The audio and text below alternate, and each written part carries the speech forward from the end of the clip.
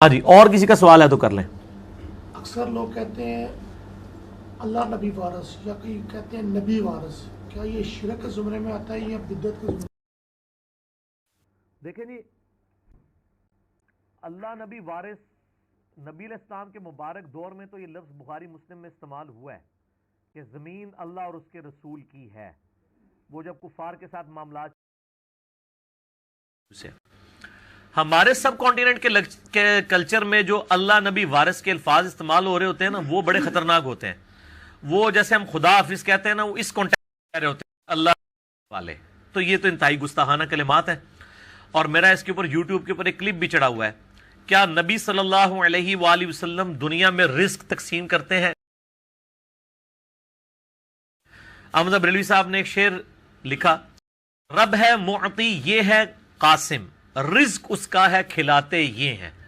وہ کہتے ہیں کہ عطا اللہ فرماتا ہے لیکن تقسیم نبی علیہ السلام کرتے ہیں۔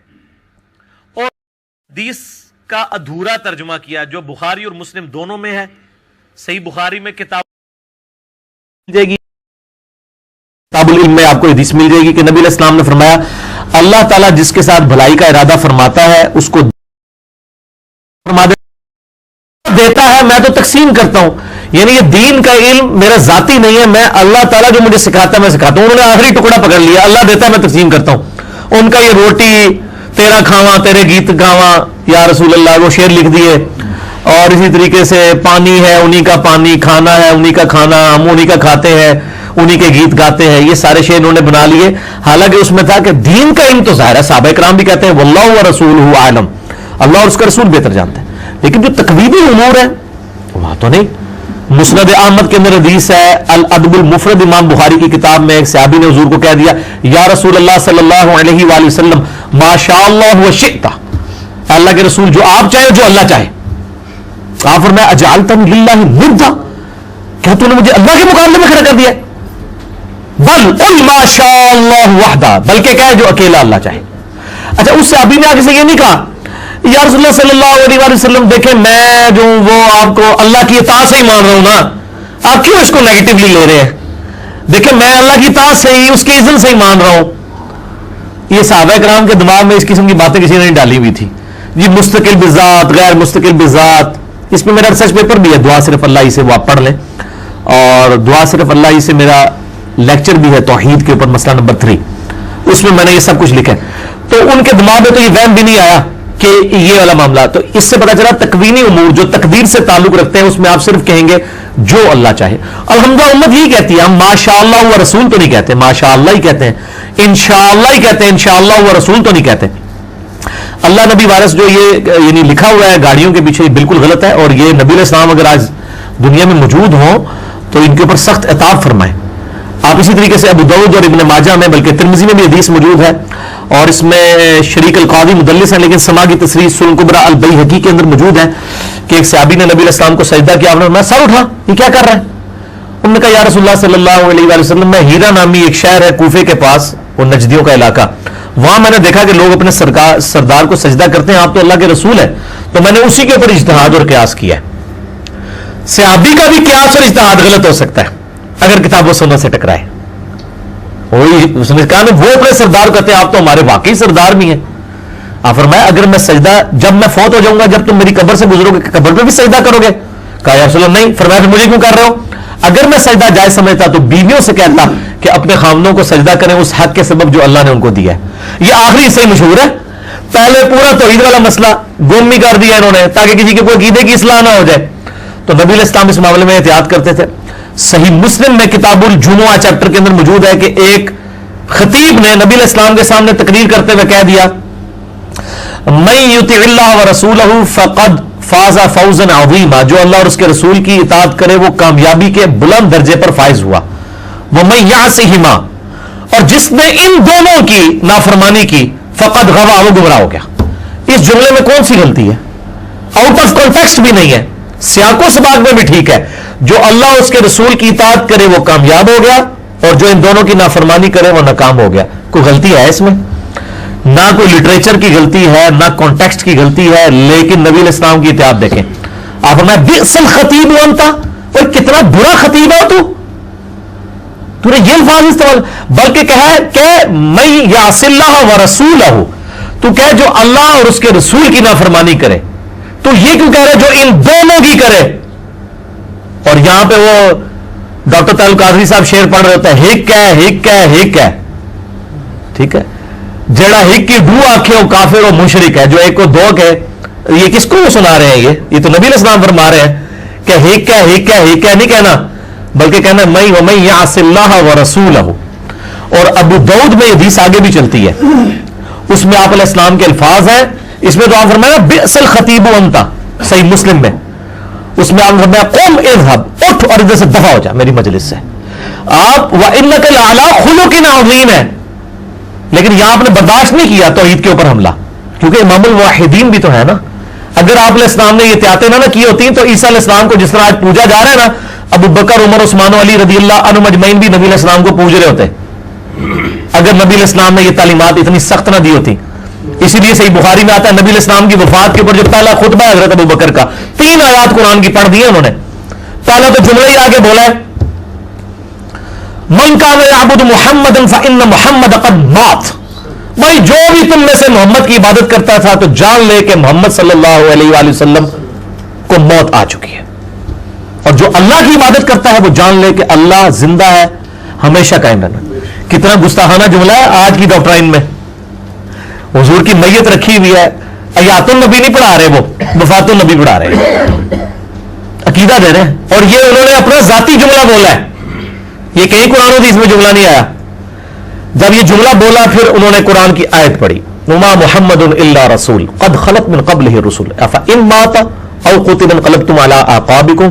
دیکھو محمد تو نہیں صلی اللہ علیہ وآلہ وسلم مگر ایک رسول ہی، اگر یہ فوت ہو جائیں یا شہید کر دیے جائیں جنگ میں، یہ میں ترجمہ کر رہا ہوں، اللہ تعالیٰ نے یہ لفظ استعمال کیا. اللہ نے کہا اگر محمد مر جائیں یا قتل ہو جائیں کیا تم دین سے الٹے قدم پھیر جاؤ گے؟ اور جو کوئی دین پہ ثابت قدم رہے گا اللہ تعالیٰ اس کو جزا دے گا، جو الٹے قدم پھیرے گا اللہ کا کوئی نقصان نہیں کرے گا. اب یہ ہوتے تو یہ تو الفاظ بھی صحیح کراتے کہ آپ نے اللہ کیوں کہا ہے کہ اگر محمد مر جائیں یا شہید قتل کر دیے جائیں، آپ کو کہنا چاہیے تھا وصال فرما جائیں یا شہید ہو جائیں، پردہ فرما جائیں. وہ اللہ کے بندوں میں تائیں پٹنا کہ جس خدا کا تعارف ہمارے علماء انڈیا پاکستان بنگلہ دیش کے علماء اور بزرگوں نے ہمیں کروایا وہ خدا کوئی اور ہے، اور جو خدا قرآن و سنت کے اندر ہے وہ اور ہے، اور وہی خدا ہے جس کے سامنے آپ نے مر کے بعد پیش ہونا ہے. اچھا اب آپ دیکھیں کہ یہ اس لیول کی احتیاط آپ نے فرمایا اٹھ اور دفع ہو جائے ادھر سے، تو نے یہ الفاظ کیوں استعمال کیے؟ اس نے تو آگے سے نہیں کہا یا رسول اللہ میری تو ایسی کوئی نیت نہیں تھی، میں نے تو دیکھیں پورے کانٹیکسٹ میں جملہ بولا ہے. یہاں بھی لوگ دلیل دے رہے ہوتے ہیں او جی ہم تو اللہ کا بندہ ہی مانتے ہیں نا جی، ہم کون سا ان کو اللہ کہتے ہیں؟ تو صحابی کا اللہ کہہ رہا تھا جس نے کہا کہ جو ان دونوں کی نافرمانی کرے. اس یہ ہوتے تو یہ آگے ڈبیٹ کرتے کہ یا رسول اللہ کیا ہوا جائے، اسی تو کوئی ایسی گل نہیں کی تھی، ہم نے تو کوئی ایسی بات نہیں کی ہے، میں تو کانٹیکسٹ میں بات کر رہا ہوں جو اللہ اس کے رسول کی اطاعت کرے وہ کامیاب ہو گیا، جو ان دونوں کی نافرمانی کرے وہ ناکام ہو جائے. اس میں نے کون سا جرم کر دیا ہے؟ ان کے دماغ میں فطور نہیں تھے جو انڈیا پاکستان بنگلہ دیش افغانستان کے بزرگوں علماء نے ان کے دلوں کے اندر کوٹ کوٹ کے بھر دیے ہیں، اور پھر وہ اللہ نبی وارث اور پتہ نہیں کیا کیا چیزیں ٹیکسیوں کے پیچھے بھی لکھی ہوئی ہوتی ہیں انہوں نے، اور جو کوئی سمجھا رہا ہوتا ہے اس کے اوپر یہ گستاخی کے فتوے لگا رہے ہوتے ہیں. تو شرم کریں. یعنی آپ کو پھر اس کے اوپر شعر سنا دیں گے، عشق پہ چلے نمبر لے گئے عقل والا انجے ہی عمرہ گالیاں، کہ عشق کے جو پاگل ہیں وہی جیتیں گے، عقل والے تو رہ جائیں گے. قرآن تو بالکل الٹ بات تو کرتا ہے اس کے. قرآن تو کہتا ہے قل هل يستوي الذين لا يعلمون والذين هل يستوي الذين يعلمون والذين لا يعلمون انما يتذكر اولو الالباب. اے نبی علیہ السلام فرما دیجئے علم والے اور بغیر علم والے تو برابر نہیں ہو سکتے، نصیحت تو نہیں حاصل کرتے مگر عقل والے. تو اسی کہنے ہو عقل والے عمرہ گالیاں، اللہ کہنا عقل والے ہی بندے دے اتر جائے. دیکھ لیں کتنی ڈفرنٹ ڈاکٹرائن ہے. پھر آیا کہ انما یخشی اللہ من عبادہ العلماء، اللہ کی معرفت اور خشیت صرف اہل علم کو ہے. پھر نبی علیہ السلام کو کہا گیا رب زدنی علما، اے نبی آپ بھی دعا کیجیے اللہ میرے علم میں اضافہ کر دے. آپ کو یہ نہیں کہا گیا کہ اے نبی دعا کیجیے کہ اللہ میرے عشق میں اضافہ کر دے، یہ تو دعا نہیں سکھائے گی. ٹھیک ہے، علم کی بنیاد کے اوپر ہی جو محبت ہوگی بری کارگر ہے، ورنہ وہ دجالیت ہی ہوگی وہ آپ کی اپنی ڈاکٹرائن ہوگی. جس طرح یہودیوں کے بارے میں سورۃ البقرہ میں آیا, یہودی کہتے ہیں کہ جنت جو ہے نا وہ ہمارے لیے گارنٹیڈ ہے.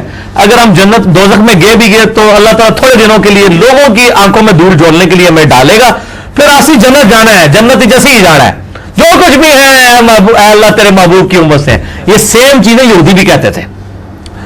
سورہ بقرہ شروع میں کیوں رکھی گئی ہے قرآن کے؟ حالانکہ نازل تو جا کے مدینے میں ہوئی ہے, اس سے پہلے 2/3 قرآن نازل ہو چکا تھا, تاکہ بتایا جائے کہ تم سے پہلے بھی ایک لاڈلی امت تھی, 3 کتابیں اس میں آئیں, ہزاروں پیغمبر آئے بنی اسرائیل. تمہارے پاس تو ایک پیغمبر اور ایک کتاب آئی ہے نا. جن کے پاس 3 کتابیں اور ہزاروں پیغمبر آئے تھے نا, جب انہوں نے ہم سے روگردانی کی ہے, ہم نے ان کو ذلیل و خوار کر دیا قیامت تک کے لیے. ضربت علیہم الذلہ والمسکنہ, ذلت اور مسکنت ان کے اوپر طاری کر دی ہے. اور دیکھ لیں نا آپ, تو تمہیں کس چیز کا زوم ہے؟ تو 7 یونیورسل ٹروتھ آئے ہیں سورہ بقرہ کے شروع کے رکوعوں میں. بنی اسرائیل کے اوپر پوری 4 شیٹ ہے مقدمے کی, ایک ایک جرم ان کا بتایا گیا, اینڈ پہ ایک یونیورسل ٹروتھ آیا ہے. اور میری آپ قرآن لیکچر دیکھ لیں, میں نے وہ 7 کے 7 یونیورسل ٹروتھ جو ہے نا بیان کیے ہیں کہ یہ اللہ کے جنرل رولز ہیں, جسے فٹ اسے گفٹ. پھر اللہ نے نہیں دیکھنا یہ امت موسیٰ ہے یا امت عیسیٰ ہے یا امت محمد ہے صلی اللہ علیہ وآلہ وسلم وعلیہم السلام اجمعین. پھر اللہ تعالیٰ جو ہے نا وہ اس کی عدل کی تلوار ننگی ہے, وہ کسی کا کوئی لحاظ نہیں کرتا. ٹھیک ہو گیا جی. ان ساری احادیث کی ڈیفینیشن تو یہ ہوا کہ یہ زمرہ جو ہے وہ شرک میں آتا ہے. ظاہر ہے جی شرک میں لے جائے گا, کیوں نہیں, یہ تو کوئی بات ہی نہیں. جو آپ صلی اللہ علیہ وسلم خود فرما رہے ہیں اجعلتنی للہ ندا, کیا تو نے مجھے اللہ کے مقابلے پہ کھڑا کر دیا, بلکہ کہا جو اکیلا اللہ چاہے.